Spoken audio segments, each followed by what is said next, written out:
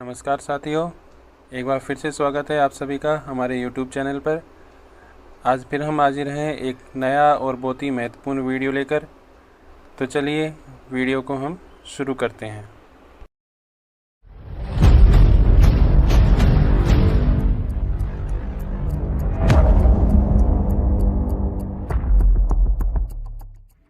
चलो शुरू करते हैं।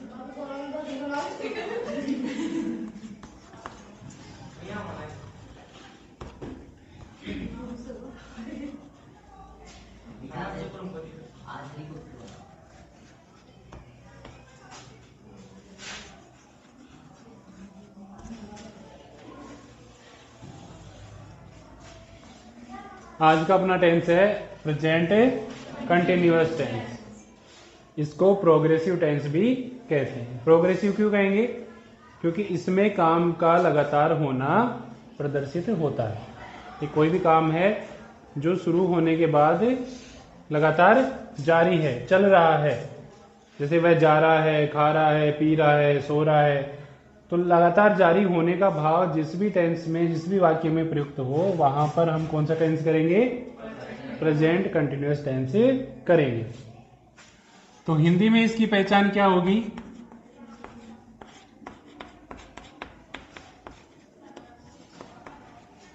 हिंदी में पहचान होगी, हिंदी वाक्यों के अंत में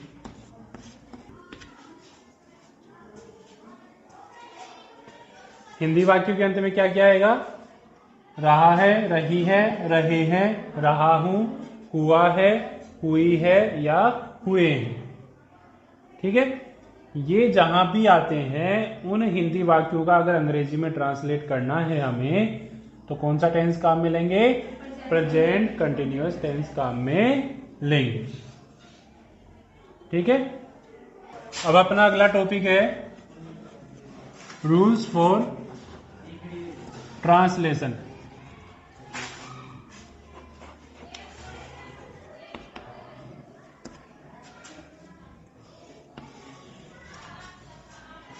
किसी भी वाक्य को, हिंदी वाक्य को अंग्रेजी में ट्रांसलेट करने के लिए क्या कौन कौन से रूल्स हमें फॉलो करने पड़ेंगे? क्या सेंटेंस का पैटर्न रहेगा? कौन सी हेल्पिंग वर्ब काम में लेंगे? वर्ब की कौन सी फॉर्म यहां पर काम में आएगी? ये हम अब देखते हैं। तो अपना पहला सेंटेंस है, कौन सा होता है पहला सेंटेंस?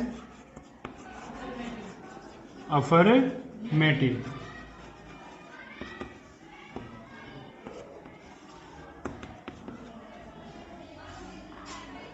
अफर्मेटिव में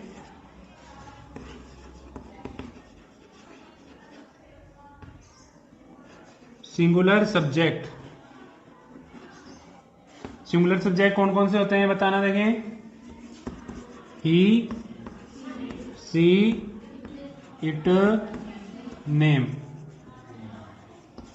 ये सारे सिंगुलर सब्जेक्ट हैं। कौन कौन से?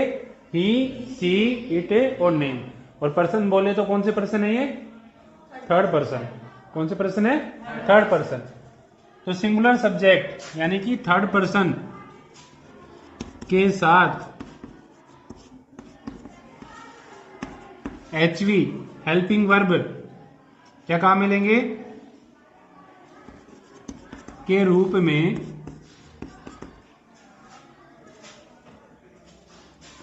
इज, हेल्पिंग वर्ब के रूप में क्या काम में लेंगे? इज। वहीं प्लूरल सब्जेक्ट, प्लूरल सब्जेक्ट में कौन कौन से हो गए? यू, वी, दे, ये अपने plural subject. You, we, they.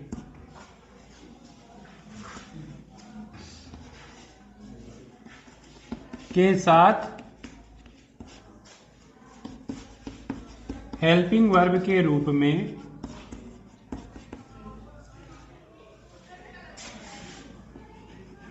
Are. Plural subject you, we, they के साथ हेल्पिंग वर्ब क्या लगाएंगे? आर लगाएंगे। क्या लगाएंगे? आर लगाएंगे। सिंगुलर सब्जेक्ट के साथ helping verb is, plural subject के साथ हेल्पिंग वर्ब आर। फिर बचता है I, first person subject I के साथ हेल्पिंग वर्ब के रूप में एम का यूज करेंगे।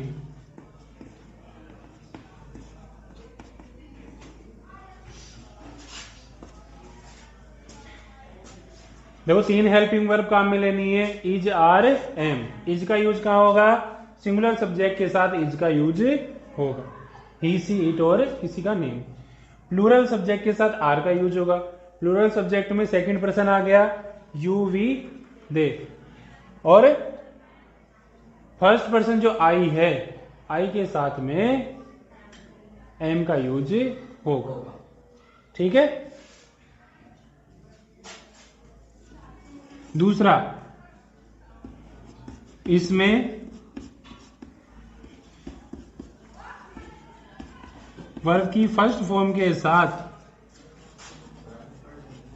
आईएनजी का यूज करेंगे।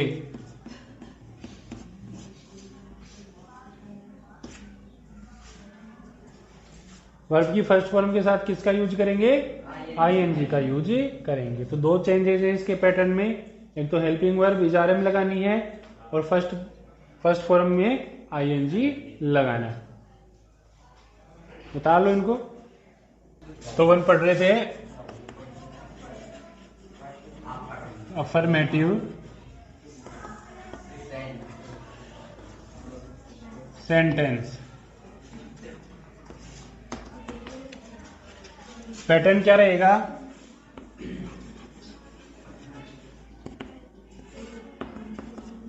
सबसे पहले तो आ जाएगा सब्जेक्ट। सब्जेक्ट के बाद में हेल्पिंग वर्ब लगाएंगे। हेल्पिंग वर्ब कौन कौन सी बताई है मैंने? Is, are, am. Helping verb के रूप में किसको काम में लेंगे हमें? इज, आर और एम। इसके बाद में वर्ब की कौन सी फॉर्म लगेगी? First form. और उसके साथ क्या जोड़ देंगे? आईएनजी। और फिर लास्ट में आ जाएगा अपना ऑब्जेक्ट। ये अपना अफर्मेटिव सेंटेंस का पैटर्न रहेगा। सब्जेक्ट आएगा, हेल्पिंग वर्ब आएगी, हेल्पिंग वर्ब में इज, आर, एम आएगा, वर्ब की फर्स्ट फॉर्म आएगी, आईएनजी आएगा और ऑब्जेक्ट आएगा। जैसे एक हिंदी वाक्य देखिए, मैं क्रिकेट खेल रहा हूं।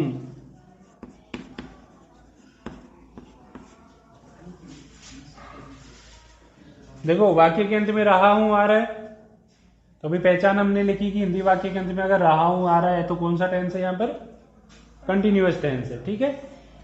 अब यहां सबसे पहले हम किसकी पहचान करेंगे ट्रांसलेशन के लिए? सब्जेक्ट की पहचान करेंगे। सब्जेक्ट क्या है यहां पर? मैं। ये तो हो गया अपना सब्जेक्ट। वर्ब क्या है? खेलना। वर्ब क्या है? खेलना। तो ये हमारी वर्ब है। और क्या खेल रहा है? क्रिकेट। तो ऑब्जेक्ट क्या हो गया? क्रिकेट हमारा ऑब्जेक्ट हो गया। तो इसको अपने पैटर्न में रख दो। सब्जेक्ट है मैं, आई। हेल्पिंग वर्ब कौन सी लगाएं? एम लगाएंगे, क्योंकि सब्जेक्ट आई है और रूल के अकॉर्डिंग आई के साथ हेल्पिंग वर्ब क्या लगेगी? एम लगेगी। तो आई एम। खेलने की वर्ब क्या होगी? प्ले। प्ले होगी। प्ले लिख दो, फर्स्ट फॉर्म प्ले ही होगी। और प्ले में क्या जोड़ना है? आईएनजी जोड़ दो, तो प्लेइंग। ठीक है। लास्ट में क्या रखना है? ऑब्जेक्ट। ऑब्जेक्ट क्या है? क्रिकेट। तो क्रिकेट लिख दो। तो क्या सेंटेंस बन गया? I am playing cricket. ऐसे ही हम कोई भी कार्य अगर कर रहे हैं, ये बताना चाह रहे हैं, जैसे भी आप लिख रहे हो तो क्या लिखोगे, बाकी क्या बनेगा, हम लिख रहे हैं, तो इसका ट्रांसलेशन क्या हो जाएगा, वाक्य हमारा है हम लिख रहे हैं, इसका ट्रांसलेशन करो, देखें हम लिख रहे हैं, सब्जेक्ट देखो, वर्ब देखो, ऑब्जेक्ट देखो। देखो इस टेंस में अपन आगे पढ़े हैं, उससे पहले हम देखते हैं एक बहुत ही इंपॉर्टेंट चीज। अपन ने देखा कि वर्ब में आईएनजी लगाना है, लेकिन ये आईएनजी को हम अपनी मर्जी से ही नहीं लगा सकते हैं, इसके भी कुछ रूल हैं, कुछ नियम है कि कौन कौन सी वर्ब में आईएनजी लगेगा, और अगर लगेगा तो लगाने से उस वर्ब में क्या चेंज होंगे, ये हमें पढ़ेंगे। ये जब समझेंगे उसी के बाद हम आगे टेंस को कर पाएंगे। तो सबसे पहले हम देखते हैं rules of using ING with verb.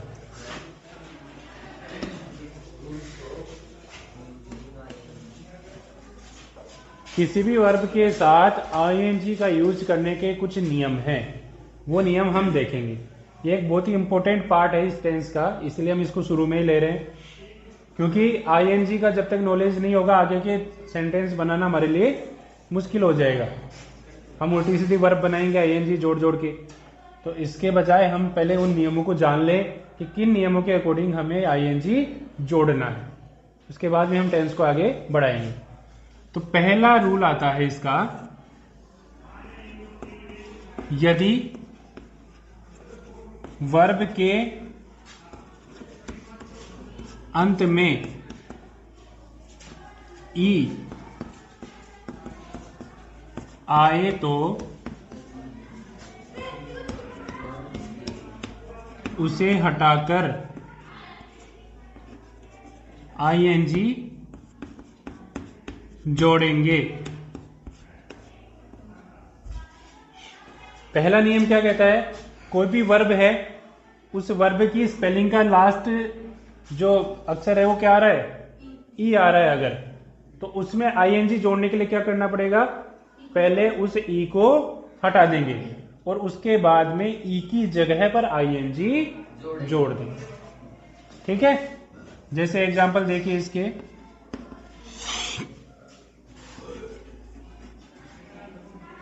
Take, ये एक वर्ब है टेक, टेक का मतलब लेना, इसका अंतिम डिजिट क्या है, ई है।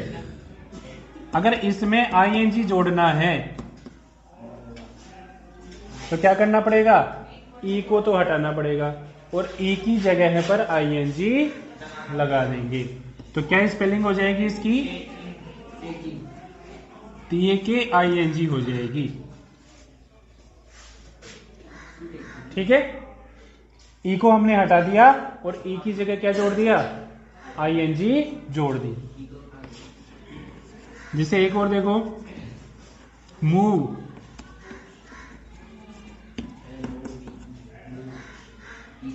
मूव का लास्ट क्या है, ई है, इसमें आईएनजी जोड़ना है तो ई की जगह आईएनजी जोड़ दो, ई को हटा दो, तो स्पेलिंग बन जाएगी MOVING, मूविंग, चल रहा है। मूव यानी चलना और मूविंग यानी चल रहा है। टेक लेना, टेकिंग यानी ले रहा है। ठीक है, आसान है पहला नियम। किसी भी वर्ब के अंत में अगर ई आ रहा है तो ई को हटा दो और उसमें आईएनजी जोड़ दो। एक और लिख लो,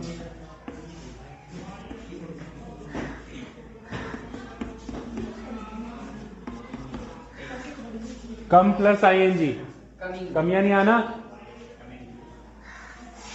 इसमें आईएनजी जोड़ देंगे तो कमिंग, ई की जगह आईएनजी जोड़ देंगे तो अपना सेंटेंस क्या बन जाएगा, वर्ब क्या बन जाएगी, कमिंग बन जाएगी। कमिंग यानी आ रहा है। उतार लो।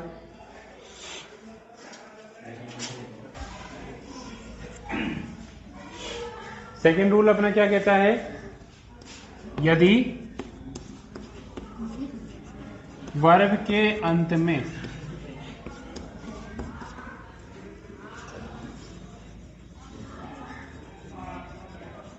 कॉन्सोनेंट, कॉन्सोनेंट को हिंदी में कहते हैं व्यंजन, तथा उससे पहले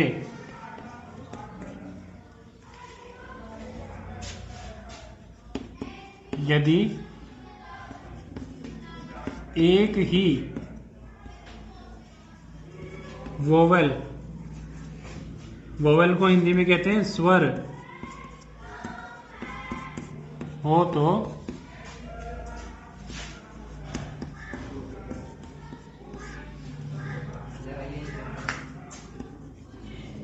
अंतिम कॉन्सोनेंट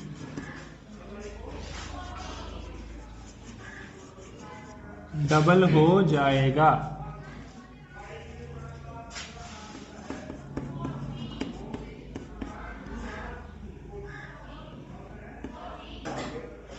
तो अपना दूसरा नियम क्या कह रहा है, यदि वर्ब के अंत में कोई एक कॉन्सोनेंट है और उस कॉन्सोनेंट से पहले एकमात्र वोवेल है, वोवेल कौन कौन से हैं, 5 ही हैं, ए ई आई ओ यू, ठीक है। तो इन 5 में से कोई सा भी एक अगर उस वर्ब में आ रहा है और वो एक ही है, अगर एक से ज्यादा स्वर है तो नहीं, अगर एक ही वोवेल आ रहा है तो वहां पर जो लास्ट वाला कॉन्सोनेंट है वो डबल हो जाएगा। आईएनजी जोड़ते समय उस कॉन्सोनेंट को 2 बार लिखेंगे। एग्जाम्पल से समझ जाओगे, देखो जैसे एग्जाम्पल है स्टॉप, इसमें आईएनजी जोड़ना है अपने को। स्टॉप अपनी वर्ब है, स्टॉप का लास्ट अक्षर क्या है, पी है, क्या है, पी, पी एक कॉन्सोनेंट है और उससे पहले क्या आ रहा है, ओ आ रहा है, ओ क्या है, वोवेल है। अब देखो पूरी वर्ब में केवल एक ही वोवेल है और ये वोवेल कॉन्सोनेंट से बिल्कुल पहले आ रहा है। 2 शर्तें हैं इसमें, एक तो कॉन्सोनेंट से पहले होना चाहिए वोवेल और एक ही होना चाहिए। तो यहां पर पी का क्या करेंगे, डबल कर देंगे। तो आईएनजी जुड़ते ही क्या मीनिंग हो जाएगी अपनी, STO डबल PING हो जाएगा। क्या मीनिंग हो जाएगी, STO डबल P लग जाएगा वहां पर। भाई अपने को देखो इससे बहुत गलतियां हो सकती हैं, अपने को ये तो पता है भाई आईएनजी जोड़ना है कंटिन्यूअस में, लेकिन जब एग्जाम में हम लिखेंगे वर्ब तो हम क्या कर देंगे, डबल पी करना भूल सकते हैं हम, अगर ये नियम पता नहीं हुआ तो अगर एक पी के साथ ही आईएनजी जोड़ के लिख दिया तो फिर वो अपनी मीनिंग गलत हो जाएगी, अपना आंसर गलत होगा। तो ये नियम याद रखना, इनको समझना बहुत ही जरूरी है। जब तक आईएनजी का रूल हमें पता नहीं होगा हम एक भी आंसर सही नहीं कर सकते हैं, ठीक है ना। एक और मीनिंग देख लो,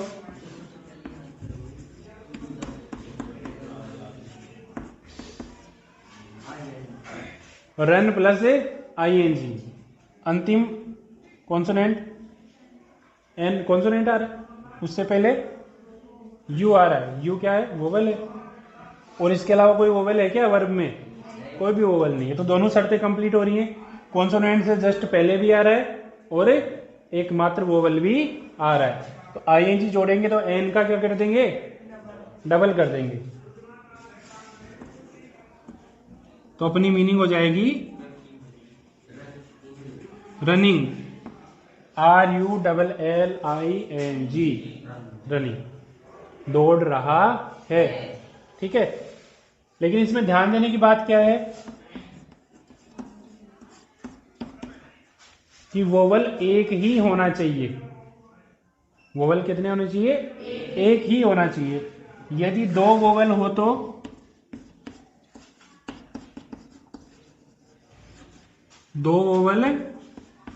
तो वह कॉन्सोनेंट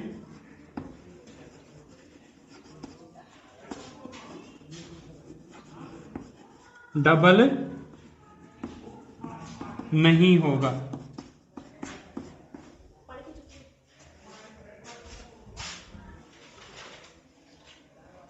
यदि दो वोवेल हो तो वह कॉन्सोनेंट डबल नहीं होगा। जैसे एग्जांपल देखो, रीड है, वर्ब क्या है? रीड। रीड का अंतिम अक्षर क्या है? डी है। डी कॉन्सोनेंट है। कॉन्सोनेंट के जस्ट पहले ए आ रहा है। ए क्या है? वोवेल है, स्वर आ रहा है। एक शर्त तो कंप्लीट हो गई, ठीक है, कि कॉन्सोनेंट के जस्ट पहले वोवेल आ गया। लेकिन इसके अलावा और दूसरा वोवेल भी है क्या? ई और है, मतलब दो वोवेल हो गए। अब दो वोवेल की कंडीशन में ये जो डी है वो डबल नहीं बनेगा, डी केवल सिंगल ही रहेगा। इसमें अगर हम आईएनजी जोड़ते हैं तो हमारी मीनिंग क्या हो जाएगी? READING, रीडिंग हो जाएगी। इसमें डी डबल नहीं करेंगे। तो ये बहुत ध्यान देने की बात है, बहुत ही इंपॉर्टेंट चीज है ये। आईएनजी जोड़ने का सबसे इंपॉर्टेंट रूल यही है कि अगर कॉन्सोनेंट के पहले एक ही स्वर आ रहा है तो डबल करना है, और अगर एक से ज्यादा स्वर आ रहे हैं तो फिर डबल नहीं करना। ठीक है, समझ गए? उतार लो इसको। तीसरा नियम है, यदि वर्ब के अंत में डबल एल या वाई आए तो उन्हें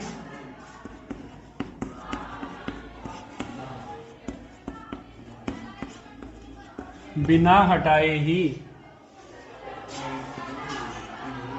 आईएनजी जोड़ेंगे। कोई भी वर्ब है, उसके अंतिम अक्षर क्या है? या तो डबल आ रहा है उसमें, या फिर वाई आ रहा है। तो इस कंडीशन में उसमें कोई भी चेंज नहीं होगा, हम सीधा ही आईएनजी जोड़ देंगे। जैसे एग्जांपल देखो, ट्राई। इसमें अगर आईएनजी जोड़ना है तो क्या करना पड़ेगा? सीधा ही जोड़ देंगे, है ना, कोई भी चेंज नहीं होगा। इसकी सीधी मीनिंग हो जाएगी ट्राइंग।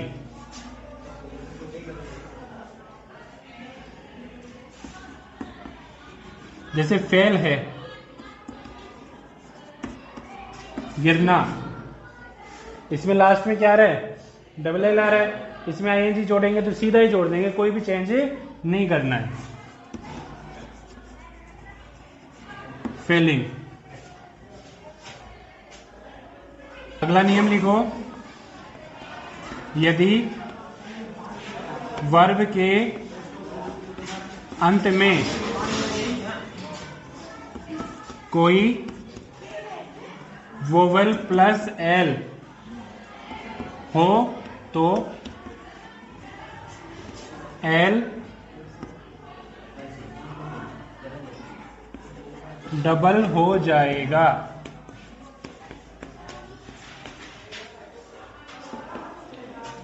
ये भी देखो, ध्यान देने की बात है, यदि वर्ब के अंत में वोवेल है और वोवेल के बाद में अगर एल आ रहा है तो वो एल क्या हो जाएगा? डबल हो जाएगा। अब आप सोचोगे सर ये तो हमने पहले ही लिख लिया। भाई ये नियम पहले भी तो लिखा है कि लास्ट में अगर कॉन्सोनेंट हो, एल कॉन्सोनेंट ही है और कॉन्सोनेंट से पहले वोवेल आ रहा है तो कॉन्सोनेंट डबल होगा। ये तो नियम अपन ने सेकंड नियम देखा ही है। लेकिन इसमें उसमें चेंज क्या है? वहां अपन ने क्या लिखा था कि केवल एक ही वोवेल होना चाहिए, लेकिन एल के साथ ऐसा नहीं है।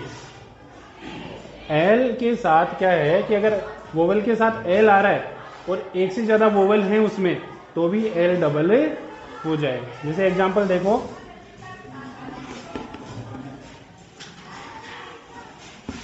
जैसे ट्रेवल है, यात्रा। इसमें अगर आईएनजी जोड़ें, लास्ट में क्या है? एल है। एल से पहले क्या है? ई आ रहा है, वोवेल है ना। अब इस पूरी वर्ब में और भी वोवेल हैं, ए आ रहा है। लेकिन फिर भी एक से ज्यादा वोवल होने की स्थिति में भी ये जो एल है, ये एल क्या हो जाएगा, डबल हो जाएगा।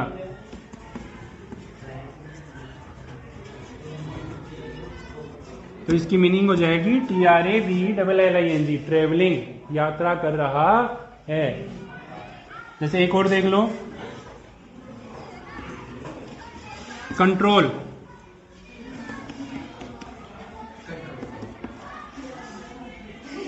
कंट्रोल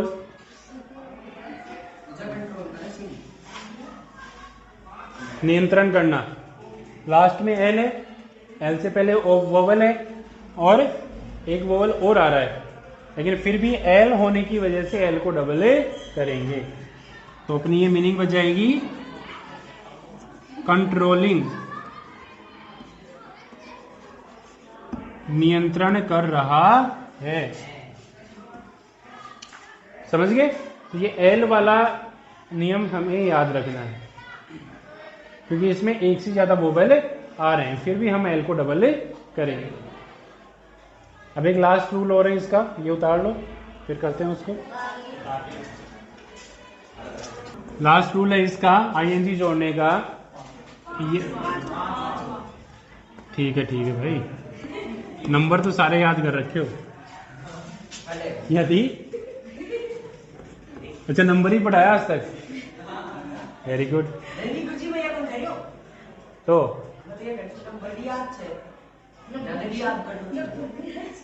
लहरी जी ने कूट कूट के सिखाए हैं नंबर गिनती तो पूरी याद है ना। चलो, यदि किसी वर्ब के अंत में, देखो इंपॉर्टेंट चीज है ये भी, आई ई आए, तो आईएनजी जोड़ते समय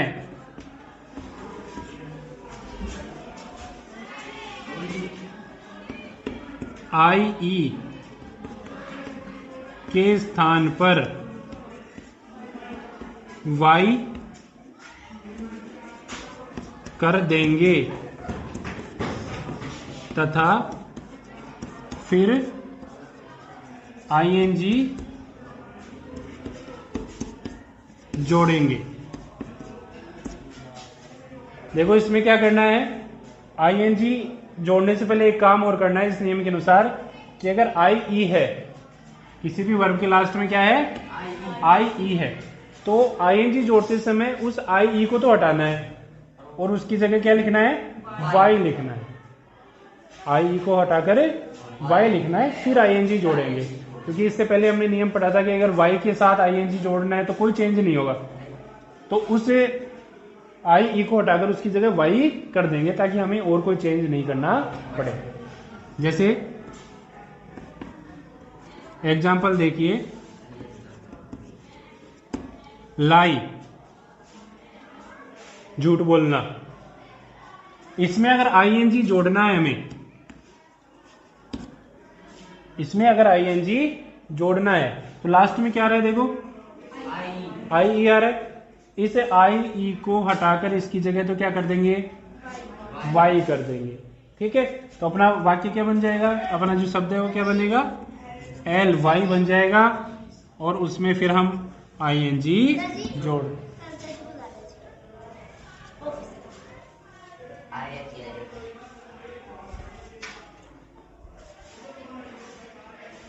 एक एग्जाम्पल और देख लो, डाई,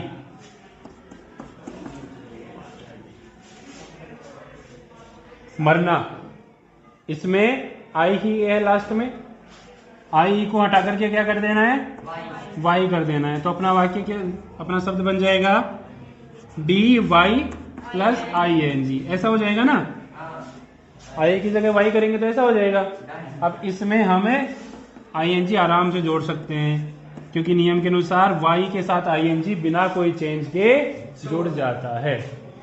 तो ये 5 नियम थे जिनके अनुसार हमें आईएनजी वर्ब में जोड़ना है। लेकिन ये सभी वर्ब के साथ नहीं है, कुछ ऐसी भी वर्ब हैं जिनके साथ आईएनजी नहीं जोड़ सकते। तो वो कौन कौन सी वर्ब है हम अपने कल देखेंगे। आप ये नियम आसानी से याद कर लो, बाकी हम कल पढ़ते हैं। ठीक है।